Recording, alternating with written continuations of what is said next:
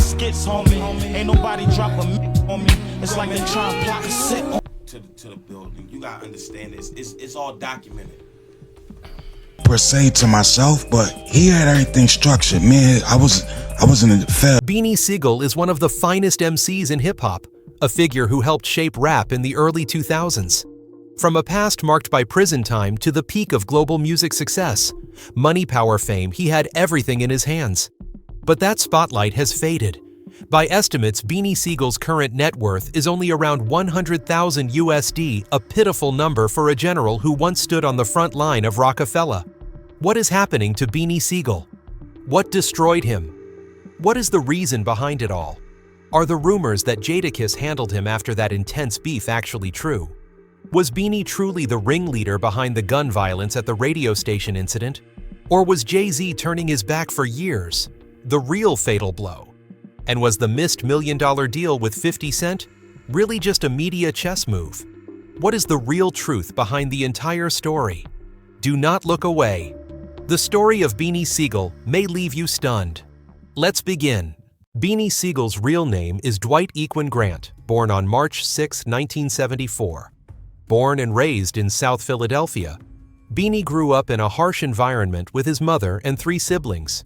His relationship with his father was complicated, sometimes present, sometimes absent, leaving a void that deeply affected his childhood. Beanie's home was near public housing projects, where he witnessed street activity and violence from a very young age. Trouble came early without warning. Beanie began getting into trouble at age 9, when many kids his age had no real concept of danger. By 14, Beanie had fully jumped off the porch with no way back, sinking deep into a life tied to robbery, drugs, and all the chaos that comes with it. The streets of Philadelphia became his playground. In Beanie's own words from an interview, he was a crash, meaning a young kid used by older hustlers to carry out illegal tasks. These conditions, a fractured father figure life in housing projects, and the need for recognition shaped the personality of young Dwight Grant. Despite the hardship, Beanie developed a deep love for hip-hop and music. He was a big fan of artists like Run DMC Scarface and the Ghetto Boys. Around the mid-1980s, Beanie and several peers, including Questlove, who would later become a member of The Roots, formed a breakdancing crew and began exploring hip-hop at school. Those early influences played a major role in shaping his rap style, from Philly street rapper to Roc-A-Fella star. Before becoming a recording star, Beanie was already a respected name in Philadelphia's underground hip-hop scene. His professional career began when Jay-Z, who had just started laying the foundation for Roc-A-Fella Records, noticed him. Some of the investors behind Philly's Most Wanted, one of Philly's biggest rap groups at the time, had direct connections to Jay-Z and wanted to bring Beanie into the fold. Philly's Most Wanted turned the offer down, but Beanie did not. He signed with Roc-A-Fella in 1998. When Beanie joined, Roc-A-Fella was not just a record label, it was more like a golden ticket. Almost everything they touched, albums, merchandise, even films, turned into success. And speaking of films, Roc-A-Fella quickly stepped into Hollywood with the movie State Property in 2002, a street classic that still holds weight today. State Property was not just a movie, it was a cultural shockwave. Beanie played Fridge, a character living in a world of hustling and street life he knew so well that the line between acting and real life nearly disappeared. Either way, his performance was outstanding. The film was also a financial success, pulling in $2 million USD from a budget of just $600,000 USD, exactly the kind of profit Roc-A-Fella thrived on. The success of State Property did not stop on screen. It ran alongside the formation of the State Property Group led by Beanie and Freeway. This was not a temporary crew. State Property had real talent, including Petey Crack, Young Guns, Ennie Buck, Young Chris Oschino, and Elio Sparks.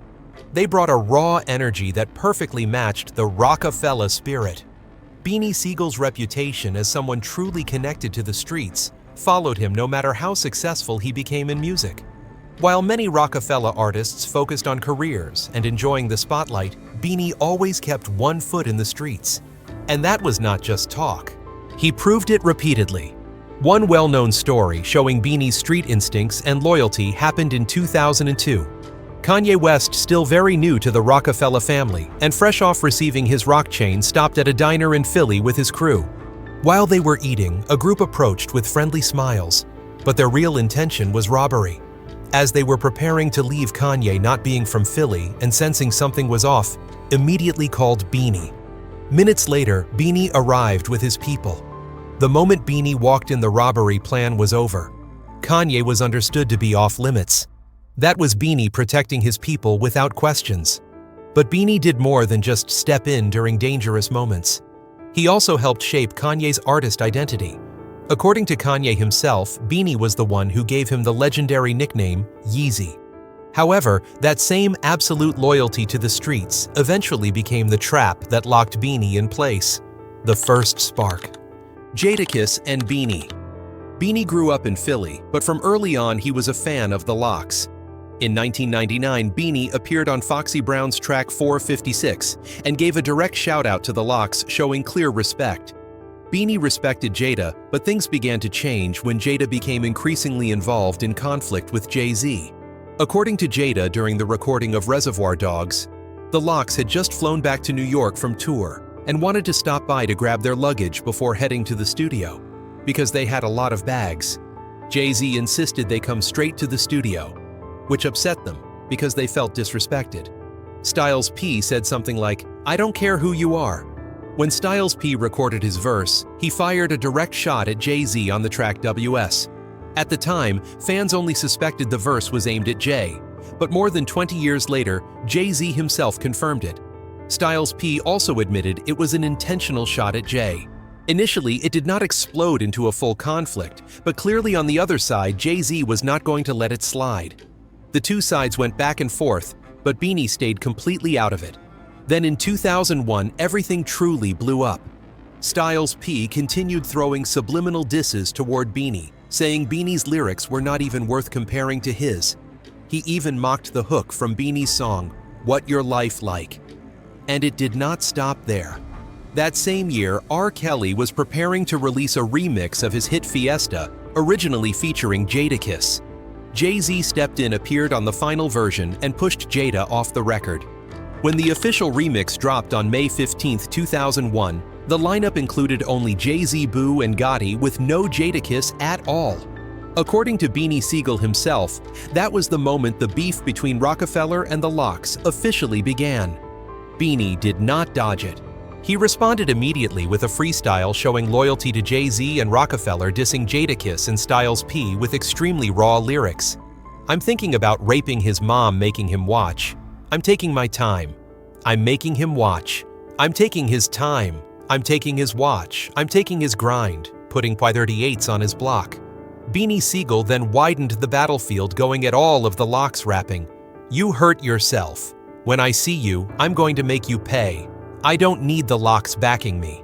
I'm enough on my own. I understand why Styles calls himself a ghost. I see your style is decent, but the rest is not." Few expected Beanie to come at Jada that aggressively. In an interview with DJ Vlad, Beanie said this was his chance to establish himself in rap. "When you go at Jay, at Jada, at the Locs, that's when I had to show who I was."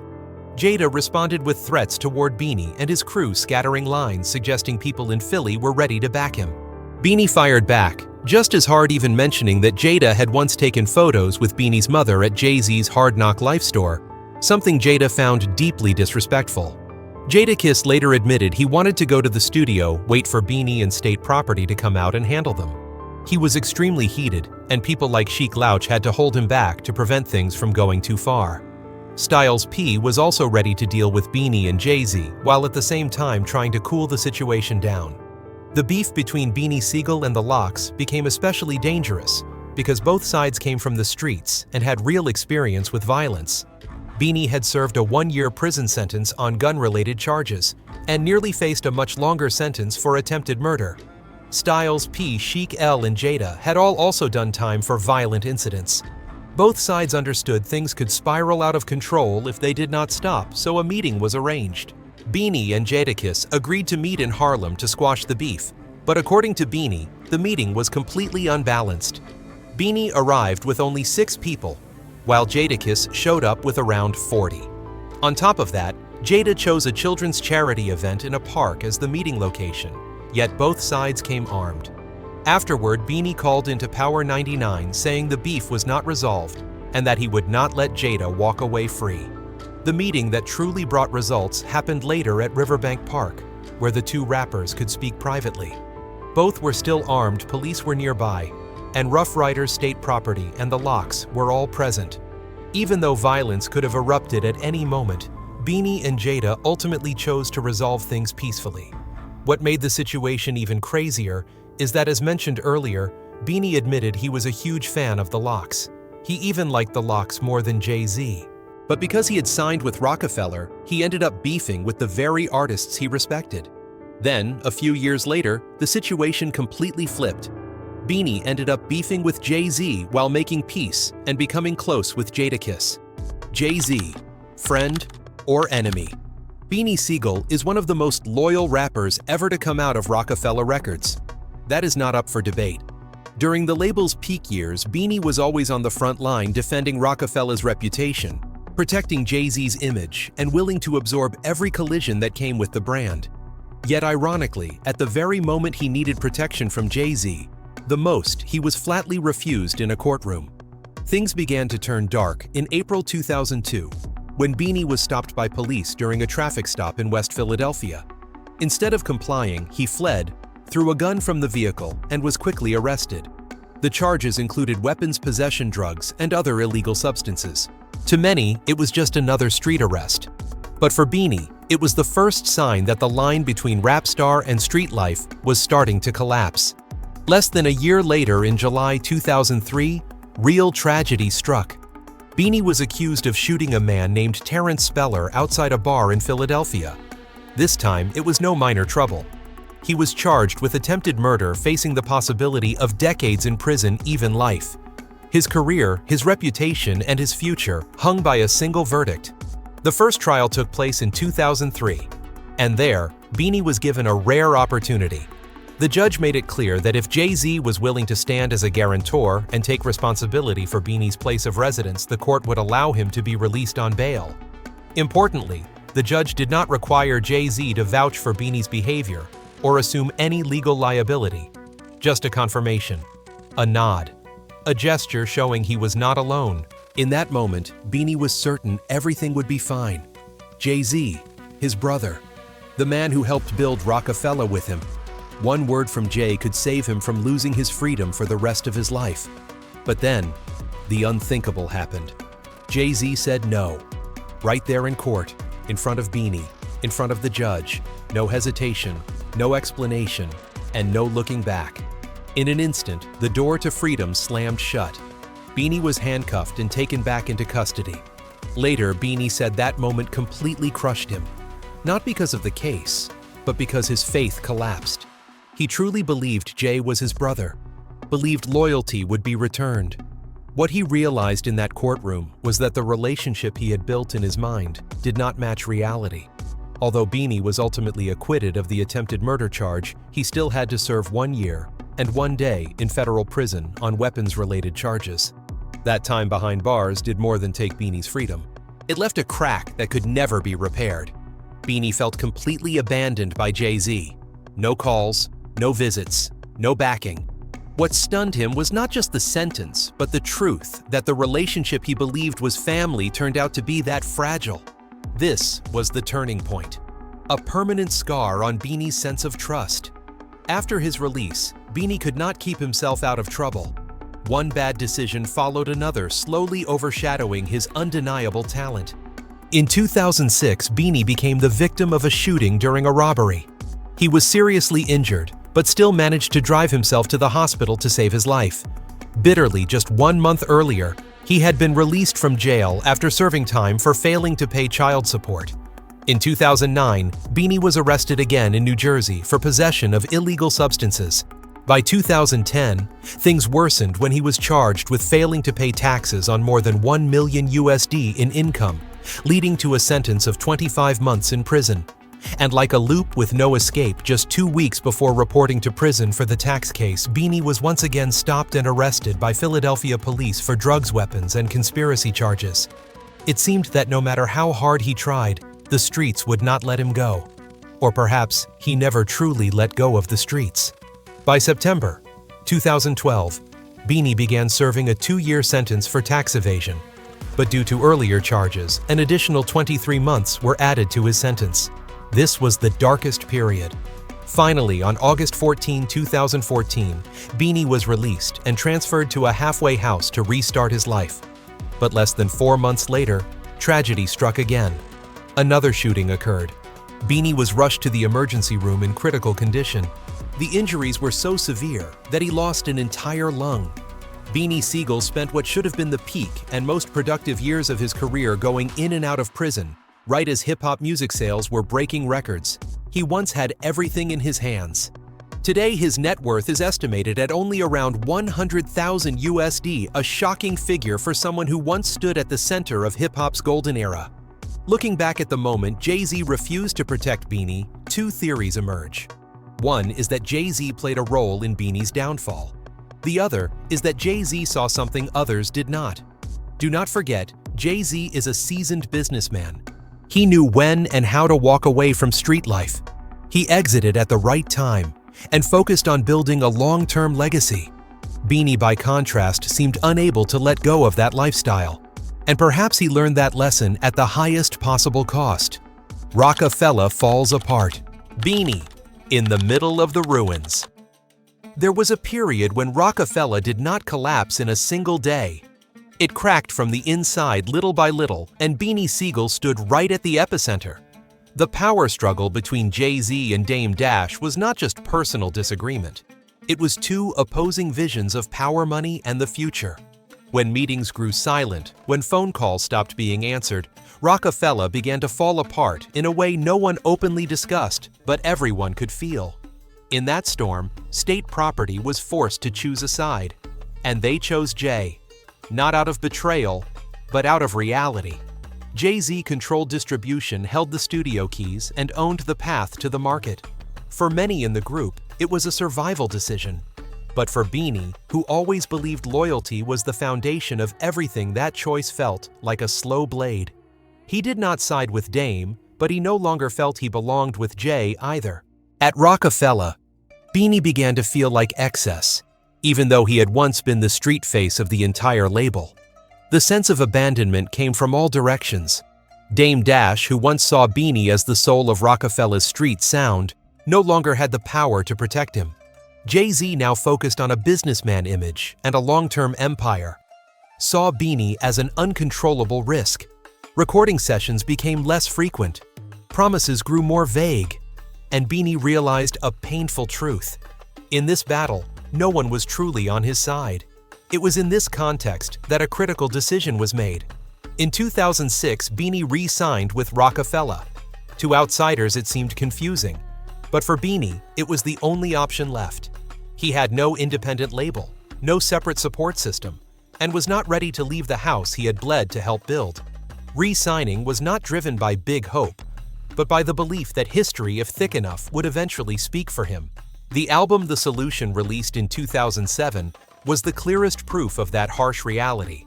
Creatively, it showed a more mature, heavier Beanie carrying prison betrayal and disappointment. But from an industry standpoint, the album was barely pushed. Low chart positions, weak promotion, no single strong enough to break radio rotation. Roc-A-Fella was no longer a unified machine. Every artist had to swim alone, and Beanie was swimming in the coldest water. The most bitter part was not the numbers, it was the unspoken message. Once Roc-A-Fella fell apart, the old values were no longer protected. Beanie, once seen as the embodiment of street credibility, became a symbol of a past era. He was not openly cut off, he was simply no longer prioritized. And in this industry, silence is more brutal than any rejection. When the empire changed hands, when the rules changed, Beanie kept living the same old way. And standing among the ruins of Roc-A-Fella, he realized a cold truth. Loyalty is not always repaid with loyalty. Sometimes it only leaves one person standing alone, watching the entire system move forward without ever looking back. Why even 50 Cent respected him. There is one detail in Beanie Sigel's entire story that deserves serious thought. Amid all the conflicts, prison sentences, scandals, and the gradual collapse of Roc-A-Fella, there was one person who never turned his back on Beanie. That person was not a gentle artist, not someone removed from the streets. It was 50 Cent. And it is that quiet but consistent presence that makes this story different. 50 Cent never had beef with Beanie Sigel. No diss tracks, no sneers, no siding with Beanie's enemies. In a world where rap beef is often used as a marketing tool, that deliberate silence carried a very different meaning. 50 did not avoid Beanie. He watched Beanie. And when the time came, 50 did not hesitate to make his position clear.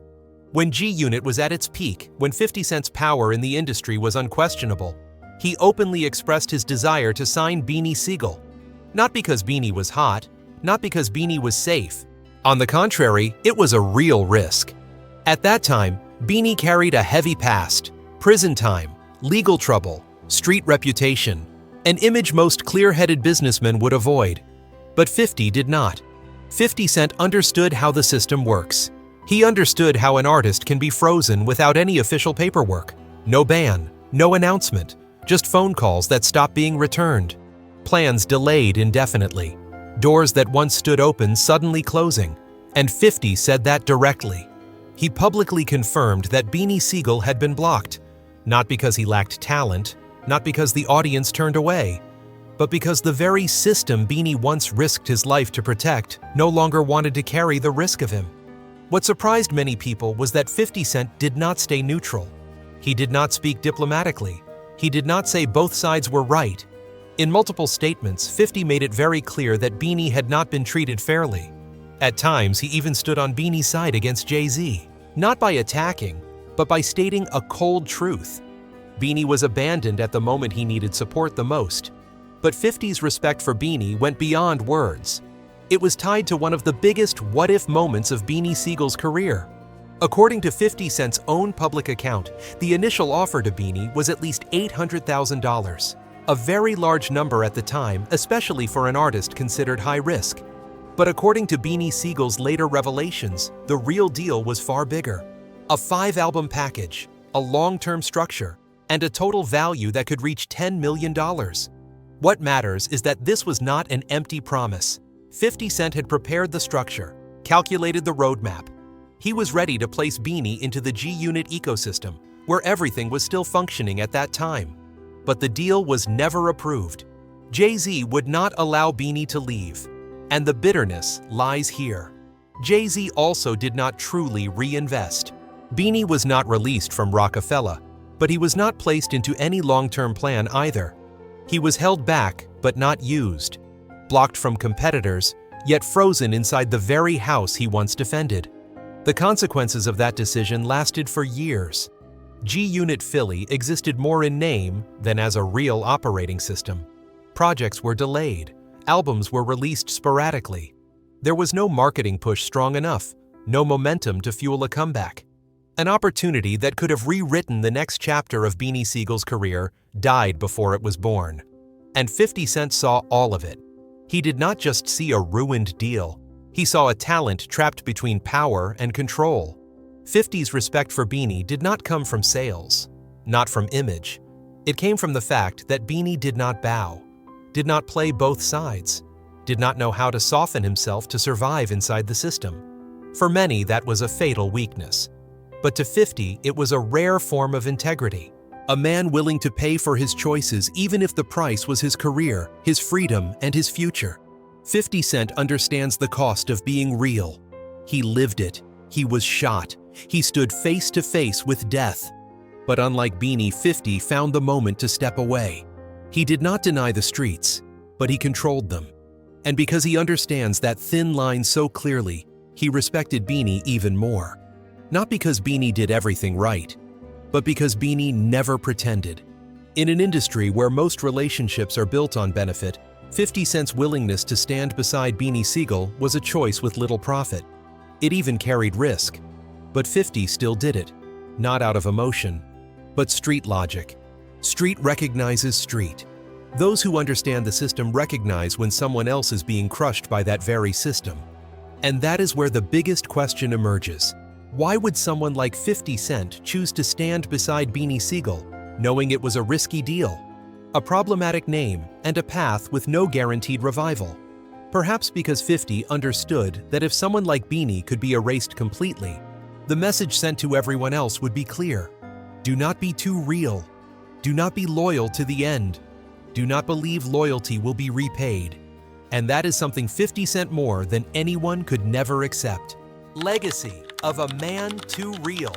Beanie. Siegel's legacy does not live on the charts, nor in sales numbers or neatly recorded media milestones. His legacy lives in an uncomfortable question hip-hop has always avoided.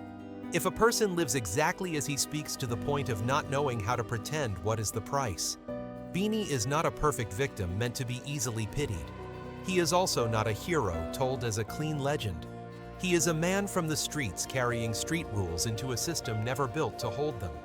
The irony is that the people who once stood opposite Beanie in his most intense beefs are not the ones who carried long-term hatred. Jadakiss holds no grudge. Looking back, it was no longer a personal feud, but the result of timing pressure and unavoidable collisions in an era when rap and the streets stood too close together.